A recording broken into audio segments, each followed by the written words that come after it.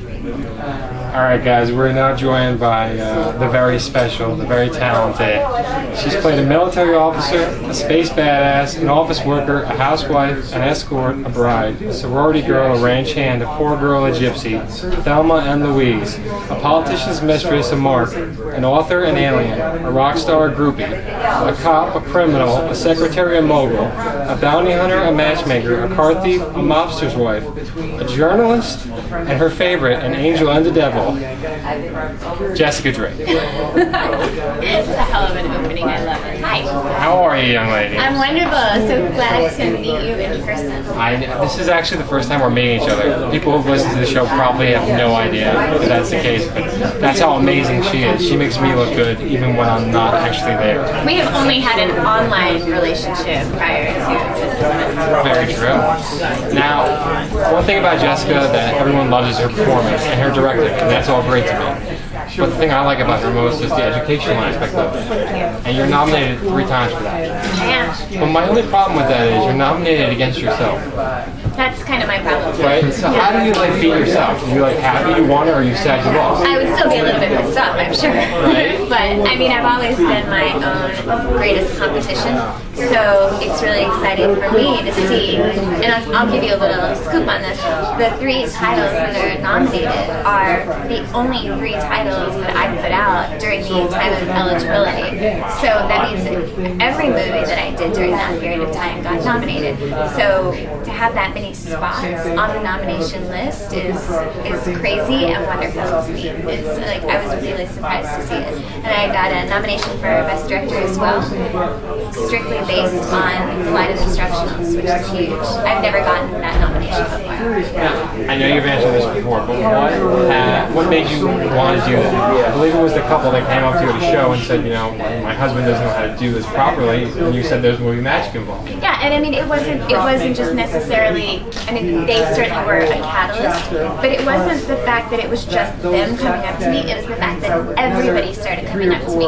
And in the beginning, it was very, very quiet. It was like, hey, how do I do this and make sex with my wife better? It was just little questions here and there. And then they started just coming in droves, and everybody started asking, how do I give a better oral experience, or how do I give a better whatever type of experience?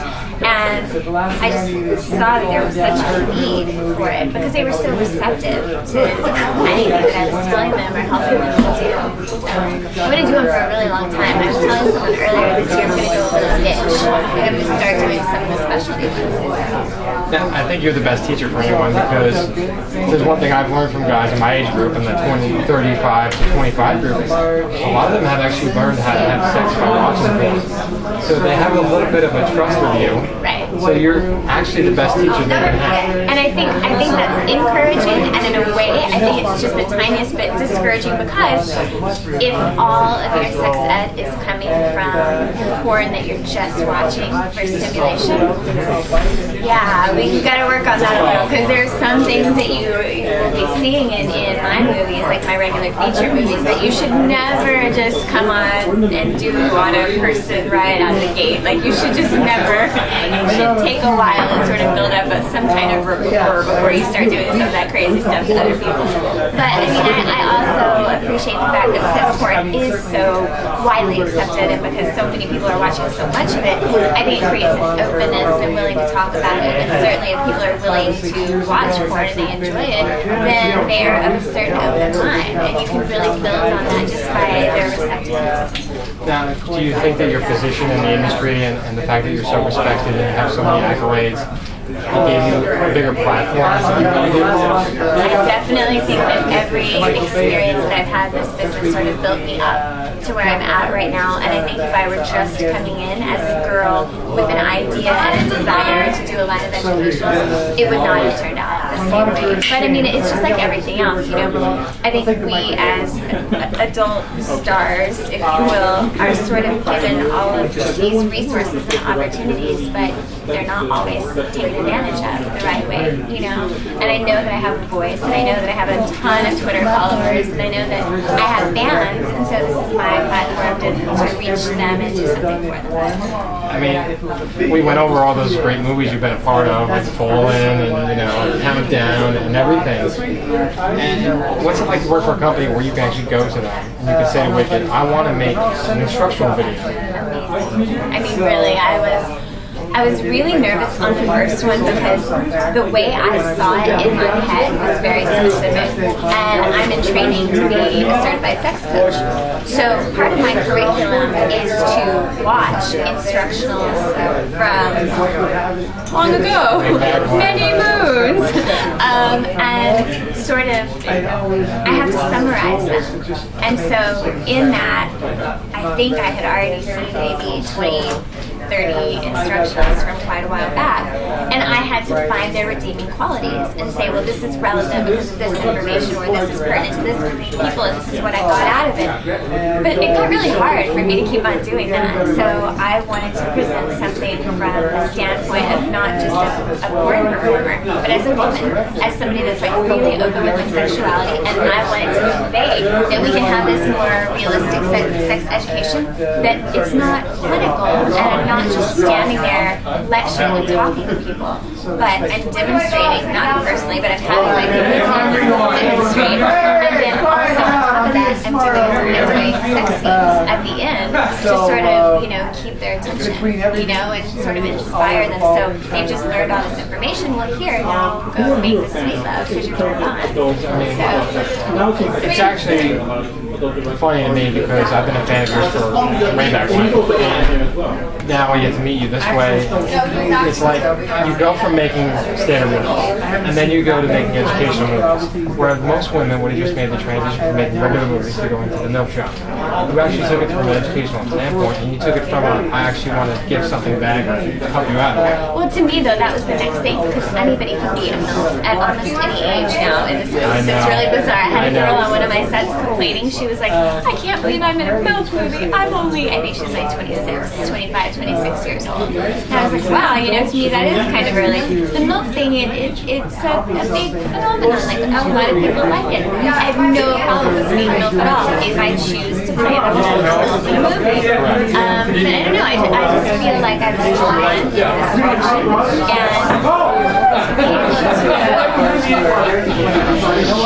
I'm good. How are you? I want to make sure as being one of the to be able to go to Wicked and pitch them a line of instructions and say, okay, I know we haven't done this before, but this is what I want to do, and it's going to be, I'm going to create it, I'm going to write it, direct it, narrate it, but I'm not having sex in it. So bear with me here. Let me tell you, you know, like what my vision for the series is. They listen to me and they're like, okay, what are they going to say? You know, no, you know, horrible idea. They said try one, and if one works, then we'll move forward. You know, and talk about making it a series. So I think fellatio was the very obvious first choice, and I was so nervous, and I shot the entire thing in one day. Such a long day. Started shooting at 7 o'clock in the morning, shot throughout the whole entire night. Sat with my editor, worked on it. Shot it in my house even. Like sat with my editor, worked on it, and when I got the screener, and it was good, I was like, oh my god, I can sleep now. Like, it was such a relief. You did it, of course you did it. I was, I was going in, I saw it a very specific way, and if I couldn't make it look like that, I wasn't going to keep on doing it. So, but I learned in every one of them. Like, with every one that I shoot, I learn what not to do a little bit more the following.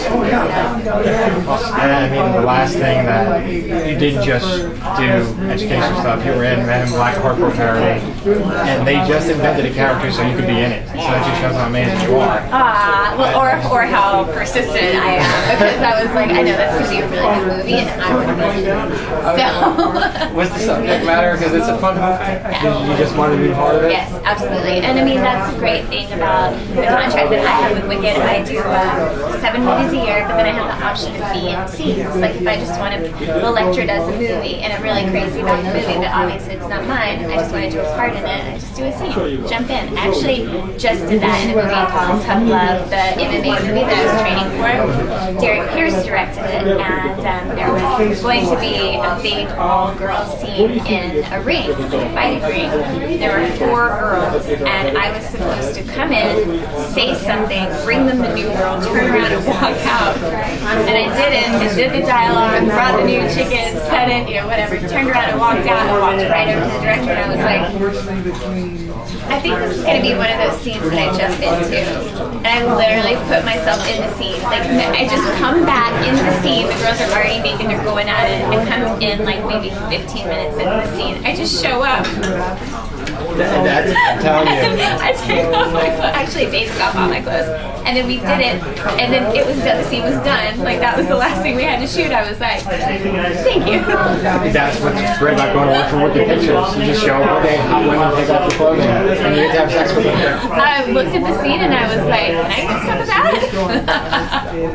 Don't we wish we all could do that? It would be great. Yes. But Jessica, you AVN Hall of Famer, multiple award winner, thank you for making the sex guys. You'll be doing the red carpet.